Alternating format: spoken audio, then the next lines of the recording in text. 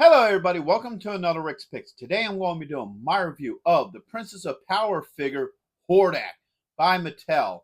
Now, so far I've been liking a lot of the new Eternia figures and the Princess of Power figures. I've been thinking that they were doing a lot of really cool stuff with it, so I'm really curious to see what they do with this actual figure. As you can tell just by looking in the packaging, this is the blue version because he is Princess of Power. Um, I believe I hear that they might be doing a gray version with the new Eternia line, so we'll see if they're going to do that as well. So with all that being said, first off, I want to thank everybody who's subscribed. You're very much appreciated.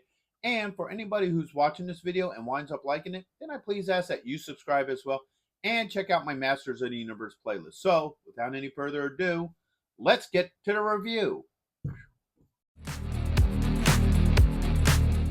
So here he is in packaging. Now you got pretty much your standard Masterverse packaging. So you got the blue fading into the black here.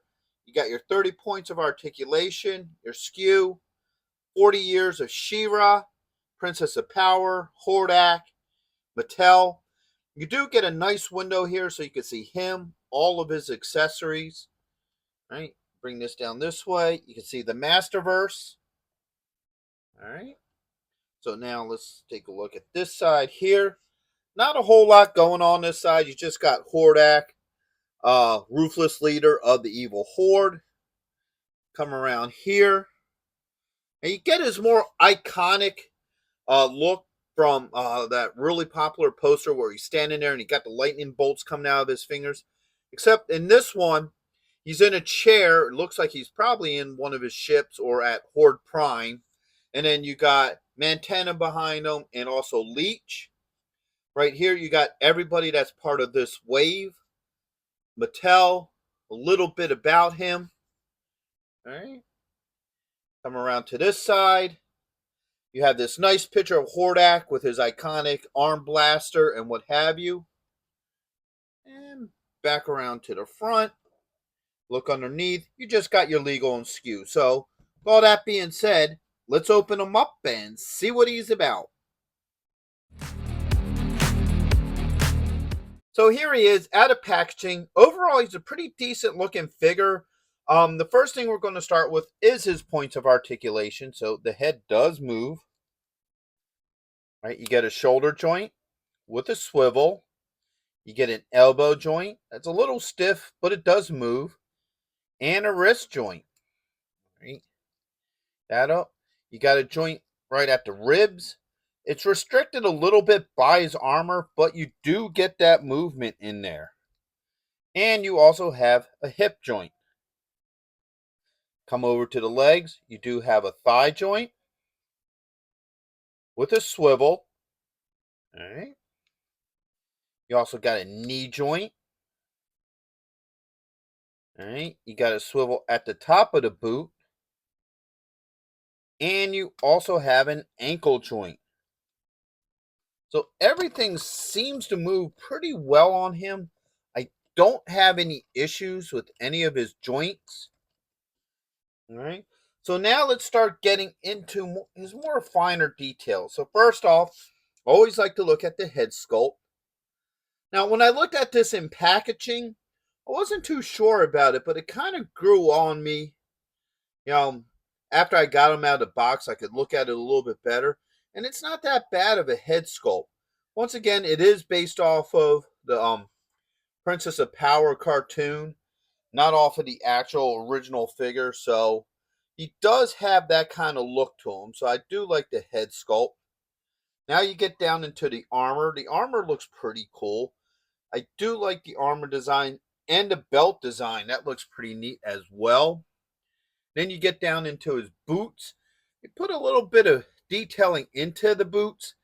Now, the one thing I have a minor issue with, and I'm going to lift it up for this, is when you look at these boots here, you can see the Horde bat in the boots, but unfortunately, it's a gloss black, but it doesn't pop. I think it would have been better if they would have stuck with the traditional red with that, but I do like the silver around the top of the boot and the mid boot. The same with the toes. I do like that as well. So for the most part, his boots look cool. I just think that the red bats would have looked a lot better on his boots opposed to the black. But I think they're still trying to keep more with the filmation, design opposed to, newer. So now let's spin them around this way. All right, you can see the other side of the boots. You can see this rib pattern underneath his arm here. I kind of like that. I like that attention to detail. That looks really neat. You can see it coming around. Then you get to the back of his armor. You do have the Horde emblem there in black. You have these three pegs here. That's going to help hold on his cape and cowl. We'll get into that when I start getting into accessories. And now you got this arm here. And the arm, I have the same issue with the armband that I do with his boots. I think this would have looked a lot nicer if it was a red. That way it would pop out more instead of just being a solid black. So overall, he isn't a bad looking figure. So now let's get into his different accessories. So first off, you do have your cape. All right. We'll put that over there. And what follows with the cape is the cowl. I believe this is considered a cowl. But I like this nice bone detail around it. We'll look into that a little bit more when we put it on him. But I do like this overall setup. That looks really nice. All right, you got three hands. So you got the mechanical hand, which is once again, from the cartoon. All right. You got a trigger hand here. All right. And you also have a holding hand. All right. So that goes there, that goes there. Next up, you have his cannon arm. All right. So you got a couple of wires and gears that come down the side. That looks pretty cool. All right. You have a blast effect that goes with it.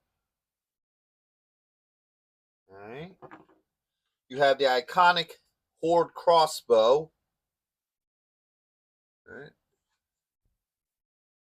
Put that over here. And then last but not least, you have his shield. Now, I like how they did the shield on this. The original Hordak figure, his arm shield was just the bat form. I like the factor that they actually put a shield design behind it. All right. And then you have the arm piece here. So that looks really cool. I do like that. So now, let's start getting into putting some of this stuff on. So first, we're going to put the cape and cowl on. So you pop his head off. Put the cape through these three pegs. Eventually. Now, I do like the factor that his cape is cloth. I tend to lean towards cloth capes. I just think they look nicer. They usually settle nice. The really good cloth capes are the ones with the wire framing. Those are the best. But as you can see, they fit through those three holes. And you got the cowl that also fits in them, just like that. No issues. And then you put his head back on. So there he is. The whole setup on. Take a look at him with the cape and cowl. So I like that overall look. That looks really cool. So now let's swap these hands out. That one came off. You got your trigger hand here. Eventually. Whoops. All right, there it goes. So now you got the trigger hand. And you got like this almost open fist. Now, if you want, his wristbands here do come off. So for some reason, if you want them without them, you can. Matter of fact, the shield might even go better without it. So while we got the hand off, we're going to throw on the shield. I noticed with a lot of these shields, they go on a lot easier if you don't have the hand on. A lot of cases. And this, actually, this one looks like I might have to take that off as well. There you go.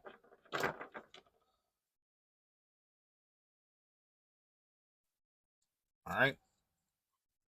So I winded up taking off his wristband as well, just to make it a little bit easier to get that shield on.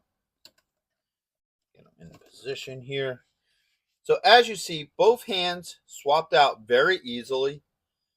No issues. And you got the Horde shield. I actually really like this shield.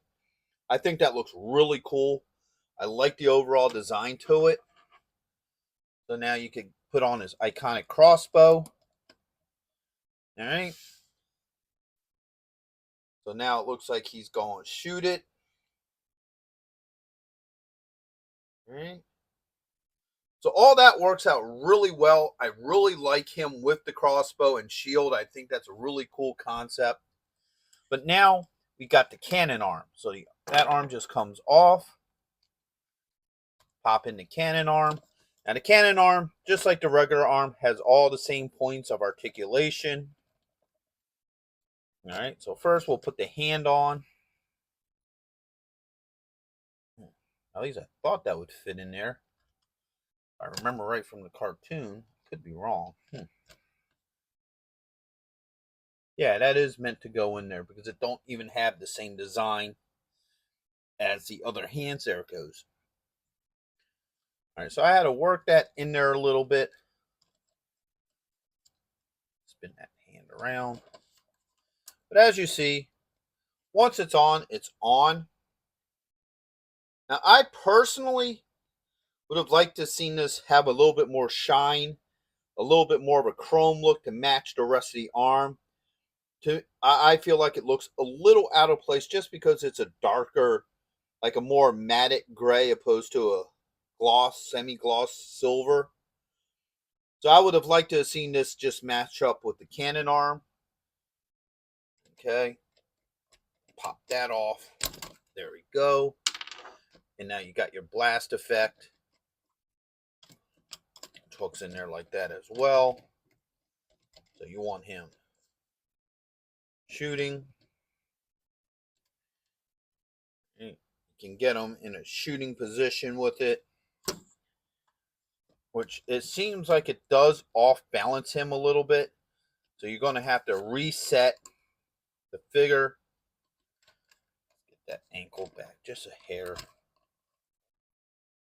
To counteract for the blast being a little bit heavier.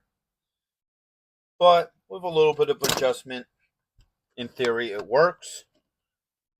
So that's something you may want to think about as a collector when you go to display him, is the factor that this cannon blast can be a little front heavy.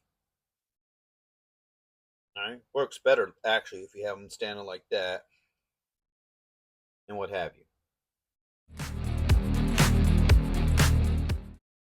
All right, so let me get into my final thoughts with him. First off, all his joints work very well. Didn't have any issues with any of his joints. Everything swapped out pretty easily. Didn't have any problems with anything swapping out. And I do like the overall look to him. Now, when I first saw him on shelves, I was kind of skeptical about the head sculpt. But now that I got a better look at it, it kind of grew on me. So I do like the head sculpt for this figure and what have you. Now, the only issues I have with it are minor stuff. Like I would like to have seen the bat on his arm piece here, colored in red. The same with those boots. I think the red would have just made it pop more. Plus, that would go more with the original Hordak figure. And the claw hand, I would have liked to have seen that a silver, so it matched the rest of his arm a lot better. It kind of looks off being that gray on top of the silver. So those are all minor things to the character. Other than that, I think he looks excellent. And would I recommend this figure? Absolutely. I would recommend this figure because, like I was saying, he looks great. He'd be a good piece to go on the shelf, and everything seems to work pretty well with him. So, with that being said, I hope you all did like this review. If you did, go ahead and check out my Masters of the Universe playlist and hit that like, share, and subscribe. They're all small clicks for you, but it really helps this channel grow. So, until the next one, late.